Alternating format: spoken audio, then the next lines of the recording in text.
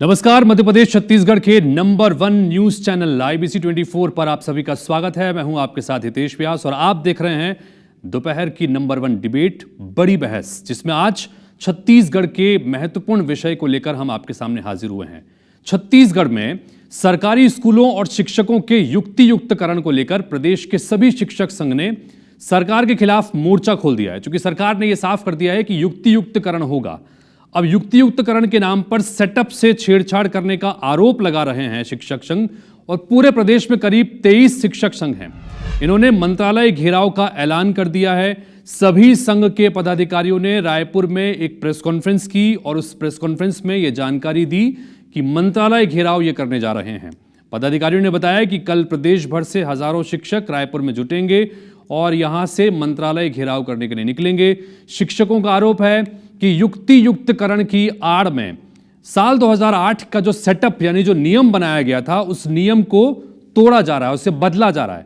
करीब 45,000 शिक्षक पद इसके चलते खत्म हो जाएंगे, ये शिक्षक संघों की उनको आशंका है। उनका आरोप भी है कि ये पद खत्म करे जा रहे हैं। इससे प्रदेश के गरीब बच्चों का अधिकार और शिक्षा का स्तर दोनों का हनन होगा। शिक्षक संघों की ये चिंता भी वो जाहिर करते हैं। और इस मसले को लेकर डिप्टी सीएम अरुण साव से जब हमने पूछा तो उन्होंने कहा कि सरकार शिक्षक संघ की बातों का पर संज्ञान लेगी। ये सारी कवायद शिक्षा की गुणवत्ता को बढ़ाने के मकसद से ही की जा रही है। युक्तियुक्तकरण करना भी जरूरी था, ये इस तरह का है। अब तक इस पूरे मसले को लेकर शिक्षक संघ का क्या कहना है, इस मसले पर भारतीय जनता पार्टी यानी सरकार की तरफ से क्या कहना है, और कांग्रेस इस विषय पर क्या कहती है, ये पहले आपको सुनाते हैं।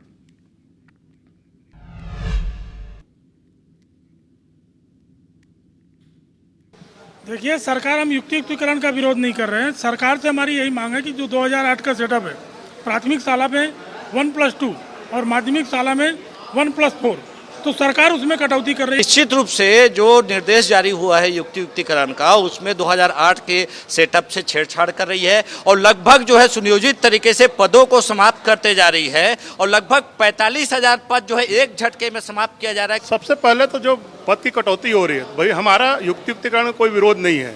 भाई शहर में जितने अतिशेष शिक्षक हैं उनको आप जहां एकल शिक्षक हैं या शिक्षक विहीन स्कूल है वहां आप समाहित कीजिए। हमारा उसमें कहीं कोई विरोध नहीं है। देखिए, हमारी मांगे अगर मानी नहीं जाती है तो 28 तारीख को मंत्रालय का घेराव करेंगे पूरे प्रदेश के शिक्षक, चाहे वो अतिशेष के दायरे में आते हों चाहे अतिशेष के दायरे में नहीं आते हों, क्योंकि हम शिक्षक और विद्यार्थियों का भविष्य को बचाने के लिए इस बार आंदोलन करने जा रहे हैं। हमारी सरकार राज्य की शिक्षा व्यवस्था को मजबूत करने के लिए लगातार काम कर रही है। जो शिक्षक संघ की बातें होंगी सरकार जरूर उस पर संज्ञान लेगी, पर हमारी सरकार प्रतिबद्ध है शिक्षा की गुणवत्ता में सुधार। तो सरकार को इसको बच्चों के भविष्य को भी देखते हुए और शिक्षकगणों की भी असुविधाओं को देखते हुए तत्काल निर्णय लेनी चाहिए, ताकि उनको इस तरह के आंदोलन का रास्ता ना अख्तियार करना पड़े। इससे बच्चों की पढ़ाई में निश्चित तौर पर नुकसानी होगी। तो युक्तियुक्तकरण को लेकर रण की स्थिति बनी हुई है छत्तीसगढ़ में। एक लाइन में अगर युक्तियुक्तकरण को समझाने की कोशिश करें तो जिन स्कूलों में शिक्षक ज्यादा हैं या जिन स्कूलों में कम है, यहां पर सभी जगह संख्या बराबर हो, इसे युक्तियुक्तकरण माना जा रहा है। 3 गेस्ट हम इस वक्त जुड़ गए हैं, स्क्रीन पर दिख रहे हैं आपको। राजीव चक्रवर्ती जी, जो कि भारतीय जनता पार्टी के प्रवक्ता हैं, बहुत स्वागत है आपका। हमारे साथ में अनिल सिंह चौहान जी हैं, कांग्रेस पार्टी के प्रवक्ता हैं। अनिल जी, आपका भी स्वागत है। और साथ ही प्रदीप पांडे जी हमारे साथ में हैं, जो कि प्रदेश अध्यक्ष हैं सर्व शिक्षक संघ के। आप तीनों का बहुत बहुत स्वागत है। सबसे पहले प्रदीप जी, आपसे ही इसकी शुरुआत करते हैं, चूंकि करीब 23 संघ हैं आपके और आप इसका विरोध कर रहे हैं। आप लोगों ने कहा है कि मंत्रालय का घेराव भी करेंगे। किस बात की आपत्ति है या किस बात की आशंका आपके मन में है युक्तियुक्तकरण को लेकर? प्रदीप जी।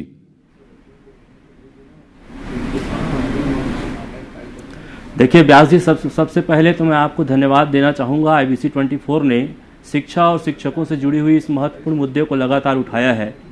मैं आपको बताना चाहूँगा कि वास्तव में हम लोग शिक्षा व्यवस्था को सुदृढ़ बनाने के लिए ही लड़ रहे हैं, शिक्षा की गुणवत्ता को बेहतर बनाने के लिए लड़ रहे हैं। आज आप देखिए कि प्राथमिक विद्यालय को जो सेटअप बनाया जा रहा है युक्तियुक्तकरण में, उसमें 1+1 मतलब एक प्रधान पाठक और एक शिक्षक 60 तक की दर संख्या में रहेंगे, ऐसा सेटअप बनाया गया है। बताइए कहां पर आपको व्यवहारिक लग रहा है? आप शिक्षा गुणवत्ता को बढ़ाना चाह रहे हैं, बेहतर बनाना चाह रहे हैं, या उसको और भी जो है खराब करना चाह रहे हैं? ये सरकार को सोचना चाहिए और हमारा विरोध इसी बात को लेकर है। आप मिडिल स्कूल में भी देखिए 1+4 का सेटअप था 2008 का, उसको जो है 1+3 कर दिया गया, मतलब एक शिक्षक आप कम कर रहे हैं। तो प्रधान पाठक को शिक्षक मान के चला जा रहा है और उसको ये बताया जा रहा है कि प्रधान पाठक जो है और उनके दूसरे कुछ काम नहीं होते, वो केवल पढ़ाएंगे। तो प्रधान पाठकों के जो अन्य कार्य हैं उसको कौन करेगा? मध्याह्न भोजन का संचालन है और अन्य डाक व्यवस्था है, इसके अलावा भी प्रधान पाठकों के पास अनेक कार्य होते हैं जिसको करते रहते हैं समय समय पर। तो ऐसी स्थिति में शिक्षा की गुणवत्ता और बच्चों की शिक्षा दोनों प्रभावित होगी और हम बच्चों की शिक्षा को प्रभावित नहीं होने देना चाहते हैं। हमारा विरोध सिर्फ इस बात को लेकर है।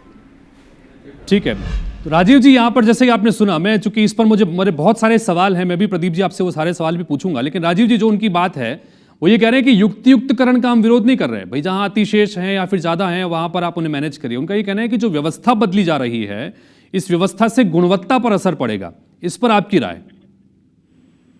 देखिए हितेश जी, ये हम सभी जानते हैं कि शिक्षा के बिना, ज्ञान के बिना सब कुछ अधूरा है, सब कुछ अंधकार में है।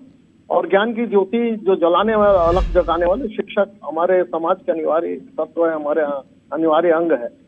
किंतु आज जो स्थिति है कि जिसके वजह से जो 2018 से लेकर 2023 के बीच में जो व्यवस्था थी, उस व्यवस्था में हम देखते हैं कि शहरों में ज्यादा से ज्यादा शिक्षकों की पोस्टिंग कर दी गई। जब प्रेम साय सिंह जी थे, जब डॉक्टर आलोक शुक्ला थे, और उसके बाद हम देखते हैं कि एक वाणिज्य जी शिक्षक होना चाहिए। मैं आपको उदाहरण से समझाता हूँ, वहाँ 3-3 वाणिज्य के शिक्षक हैं, और जहाँ वाणिज्य शिक्षकों की आवश्यकता है दूरस्थ अंचल में, वहाँ कोई वाणिज्य का शिक्षक नहीं है। यानी ये पूरा सेटअप गड़बड़ हो गया था। और कई ऐसी शालाएं जहाँ विद्यार्थी कम है, 10 विद्यार्थी है, 20 विद्यार्थी है।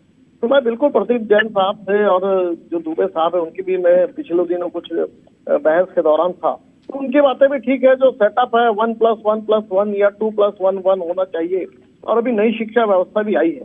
तो देखिए एक बार क्रियान्वयन हो जाने दीजिए, उसके बाद बिल्कुल जो उनकी मांग है कि उनकी कुछ एक ऐसी भी मांग है कि अगर हम कुछ सेटअप में प्रमोशन कर देते हैं तो प्रमोशन करने से भी ये विसंगति दूर हो सकती है। तो मैं आपके चैनल के माध्यम से पहले तो उनसे आग्रह करता हूं कि ये इस हड़ताल को वापस ले लें, और जो भी बातें हैं एक बार मिलकर हम, जो शिक्षा सचिव है और माननीय, नहीं, लेकिन राजीव जी उनका ये कहना है कि साल 2008 में जो सेटअप तैयार किया गया था, उस सेटअप के तहत जो भी व्यवस्था थी कि 1+2 या 1+3 जिस तरह की व्यवस्था थी, उस व्यवस्था को ना बदला जाए, युक्तियुक्तकरण करें। जहां पर अतिशेष शिक्षक हैं उनको आप बेशक दूसरी जगहों पर शिफ्ट करें, लेकिन वो जो व्यवस्था बनी हुई थी उससे गड़बड़ ना करें, क्योंकि उससे गुणवत्ता प्रभावित होगी। इस पर क्या राय है आपकी या सरकार की? व्यवस्था इसलिए बदली जा रही है कि बहुत सारी जो शालाएं हैं वहाँ विद्यार्थी नहीं रहे। बहुत सारे गांव ऐसा होता है, और मैं आपको उदाहरण देता हूँ, चिरीमिरी में खोंगापाली एक स्थान है, वहां पर केवल 5 विद्यार्थी है। अब उसके पीछे में भी एक स्कूल है, वहां पर यदि हम युक्तिकरण के तहत एक जहाँ पे 200 विद्यार्थी है, तो उन विद्यार्थियों को वहां स्थानांतरण कर देते हैं, तो वहां पर वो शाला शुरू हो सकती है इसी 1+1 में। और आगे की बात है तो निश्चित रूप से आगे सरकार की योजना है, शिक्षक भी आएंगे, नए शिक्षकों की भर्ती भी होगी, और ये जो सेटअप है इसका पूरा खाका तैयार किया गया है, इसकी सर्वे की गई है, सर्वे रिपोर्ट ली गई है। इन शालाओं में कितने, ठीक है, मैं अनिल जी आपके पास आ रहा हूं, बस 1 मिनट, एक सवाल मेरा प्रदीप जी से और रह गया, फिर अनिल जी आपको शामिल करता हूं। ठीक है प्रदीप जी, यहां पर एक महत्वपूर्ण बात यह है कि भाई तमाम आप जितने कर्मचारी हैं, आप सरकार के कर्मचारी हैं। अब सरकारी स्कूल में किसको कहां पर किस रूप में पदस्थ करना है, ये देखने का काम सरकार का है। अब वो 1+2 हो या 1+3 हो या सिर्फ 2 शिक्षक के जरिए हो, ये सरकार का देखना है। आप लोगों का काम है स्कूलों में जाकर पढ़ाना। अब ये गुणवत्ता की चिंता तो सरकार को करनी है।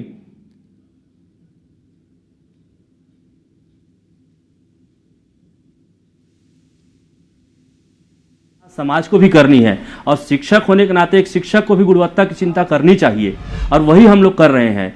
हम सरकार ने ही सेटअप बनाया था, सेटअप हमने नहीं बनाया था, शिक्षकों ने, सरकार ने सेटअप बनाया और उस सेटअप को लागू किया है, और वो सेटअप आज तक लागू है।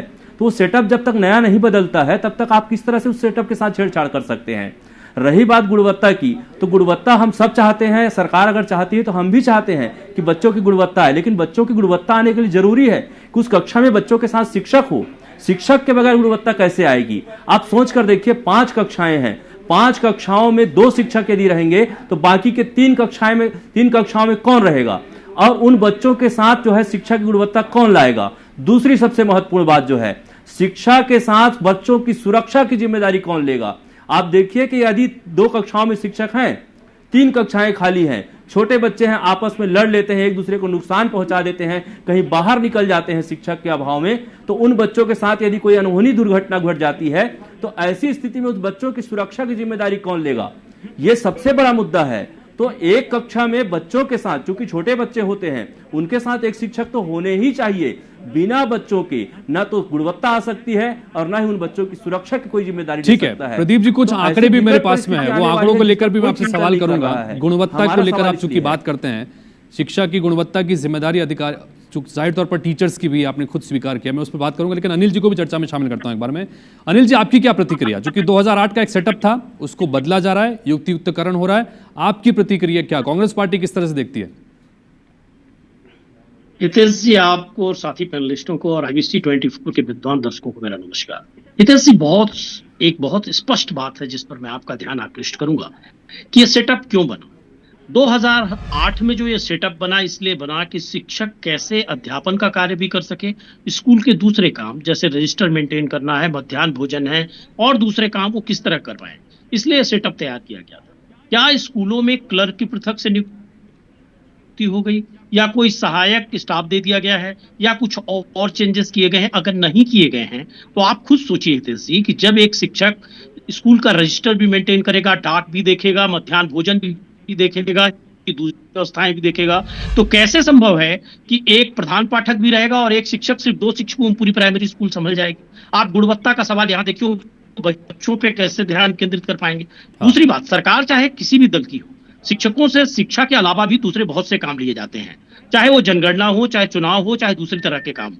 इतने कम शिक्षकों का सेटअप तैयार करने के बाद या इस सेटअप को डिस्टर्ब करने के बाद आप कैसे शिक्षकों से काम ले सकते हैं?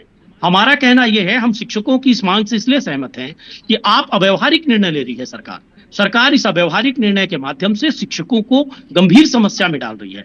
शिक्षक चारों तरफ कैसे काम कर पाएंगे, सारी चीजों को कैसे मेंटेन कर पाएंगे, और उसके बाद गुणवत्ता युक्त शिक्षा कैसे बच्चों को दे पाएंगे?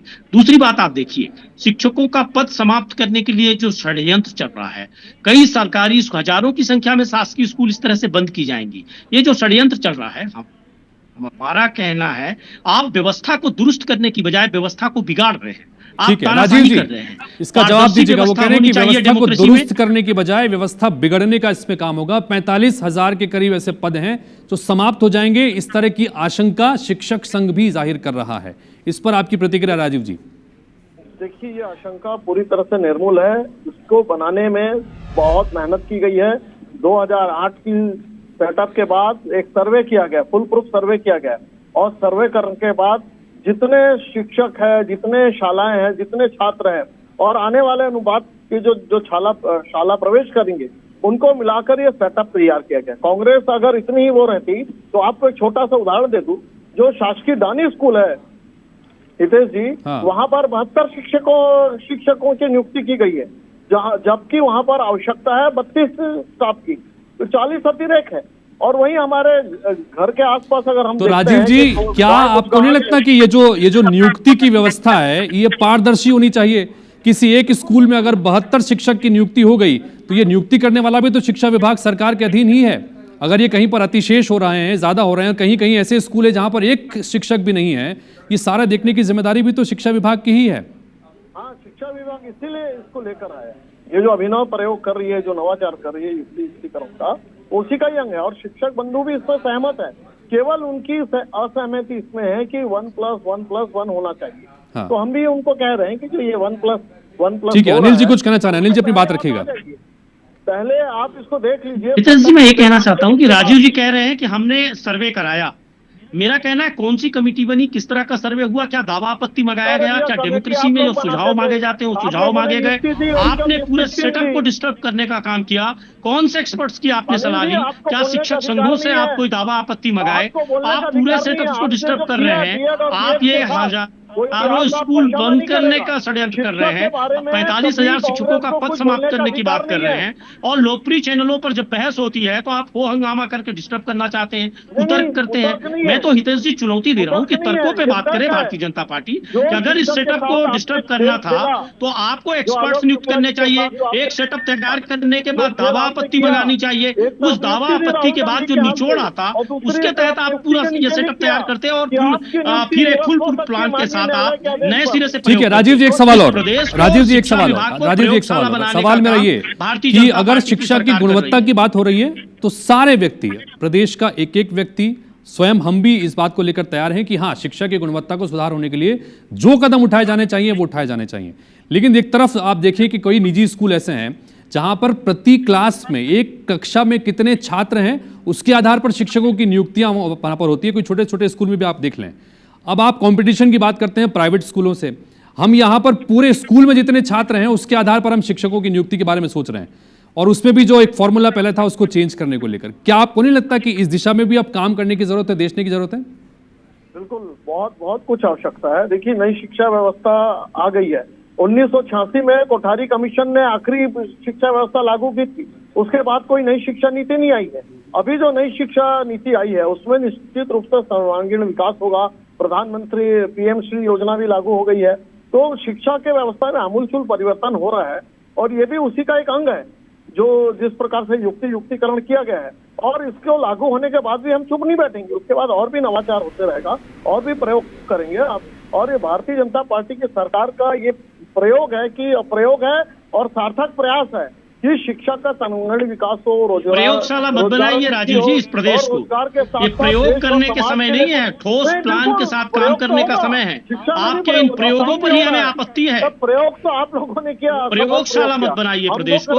आप बकायदा दावा आपत्ति मंगाइए, ठोस प्लान बनाकर ठोस तरीके से कार्यक्रम बनाइए। ठीक है प्रदीप जी, एक और सवाल, क्योंकि आपने गुणवत्ता का जिक्र किया था इससे पहले अपने वक्तव्य में, भविष्य के साथ तो गुणवत्ता से संबंधित कुछ आंकड़े भी हैं हमारे पास में। अगर आप पूरे छत्तीसगढ़ में और पूरे अलग अलग राज्यों के हिसाब से कंपैरिजन करते हैं तो छत्तीसगढ़ में शिक्षकों की संख्या जो स्कूल में है वो कई राज्यों से बहुत बेहतर है, लेकिन उसके बावजूद भी शिक्षा की गुणवत्ता जो है वो कई राज्यों से बहुत खराब स्थिति में हम लोग हैं। बहुत छोटे छोटे राज्य भी गुणवत्ता के मामले में आज छत्तीसगढ़ से आगे नजर आते हैं। क्या आपको नहीं लगता कि ये जिम्मेदारी भी आप लोगों की है? कई जगहों से हम लगातार ये खबरें दिखाते हैं कि शिक्षक वहां पर शराब पीकर स्कूल में पहुंचते हैं, पढ़ाने लिखाने की स्थितियां नहीं होती हैं, उन लोगों के खिलाफ कभी आप आवाज नहीं उठाते। लेकिन यहाँ युक्तियुक्तकरण है तो आप लोग इसमें पूरे तैयार हो चुके हैं और कल आप घेराव भी करने वाले हैं। इस पर भी कोई बात प्रदीप जी होनी चाहिए।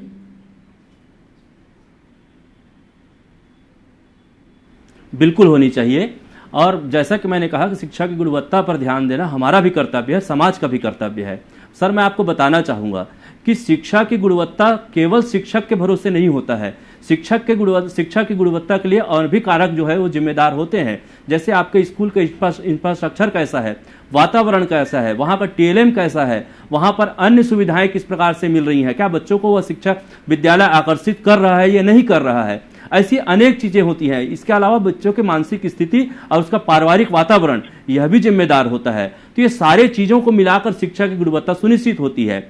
अब रही बात, जैसा कि आपने कहा कि कुछ शिक्षक जो है शराब पीकर भी विद्यालय आते हैं, मैं सर आपको बताना चाहूंगा, आप इतिहास उठाकर देख लीजिए, ऐसे किसी भी शिक्षक का हमारे शिक्षक संगठनों ने कभी भी समर्थन नहीं किया है।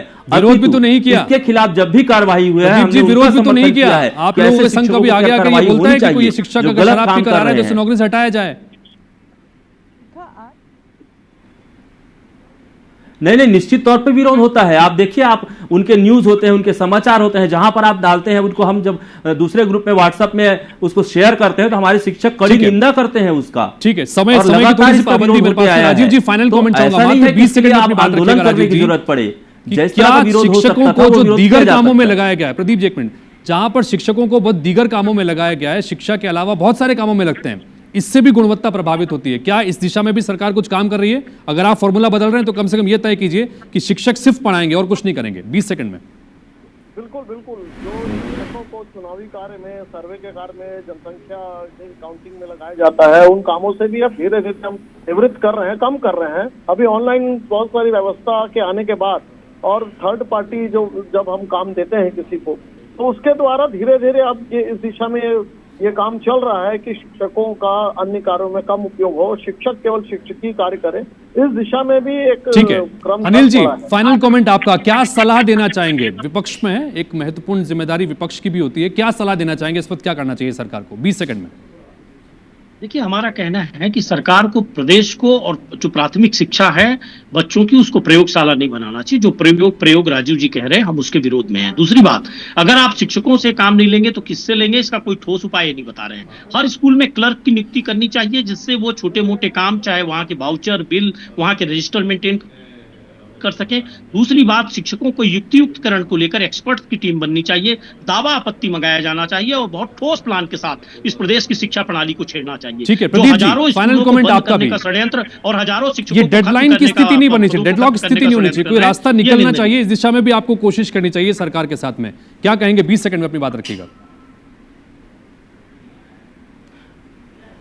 व्यास जी, हमने जैसा कि पहले भी सुझाव दिया था, जब अगस्त 2024 में शिक्षा युक्तियुक्तकरण की प्रक्रिया को शुरू किया गया था, उस समय भी सुझाव दिया था जैसे पदोन्नति कर दिया जाए शिक्षकों का, और ऐसे विद्यालय जहां पर शिक्षक नहीं है वहां पर शिक्षकों को पदोन्नत किया जाए और वहां पर पदस्थापना दिया जाए। इसके अलावा खुली स्थानांतरण नीति अपनाकर जो है उन विद्यालयों में जहां शिक्षक नहीं है, विद्यालय में शिक्षक भेजे जा सकते हैं। ऐसे अनेक सुझाव थे जो हमने दिए हुए थे, जिस पर कोई बातचीत नहीं हुई। हम चाहते हैं कि सरकार बातचीत करे, संवाद का रास्ता हमेशा खुला रखना चाहिए, संवाद से ही कोई रास्ता निकल सकता है। संवाद से रास्ता निकल सकता है, संवाद का रास्ता ओपन होना चाहिए, ये बात है। और उम्मीद करते हैं कि संवाद के जरिए युक्तियुक्तकरण के इस मसले को लेकर जो कुछ भी ग्रीवेंसेस हैं, जो कुछ भी मन में आशंकाएं हैं, उसको सरकार दूर करके एक सही रास्ते पर आगे बढ़ेगी। क्योंकि सभी, चाहे वो पक्ष में हो, चाहे विपक्ष में हो, चाहे शिक्षक हो, चाहे अभिभावक हो, सब ये चाहते हैं कि शिक्षा की गुणवत्ता छत्तीसगढ़ में बेहतर होनी चाहिए। तो उसकी गुणवत्ता को बेहतर बनने के लिए जो कदम सही है वो उठाए जाने चाहिए। उम्मीद इस बात की करते हैं। आप तीनों का बहुत बहुत शुक्रिया। नमस्कार।